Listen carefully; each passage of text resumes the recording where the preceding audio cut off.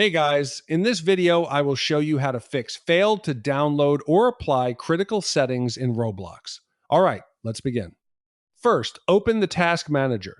In the search bar, type Roblox. If you see any Roblox processes running, click on them and select End Task. Close Task Manager. Next, press Windows plus R on keyboard to open run. Type percent local app data percent and press enter.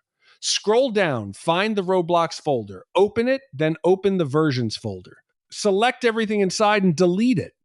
Now search for CMD and run it as administrator. Type ipconfig /flush DNNs and press enter.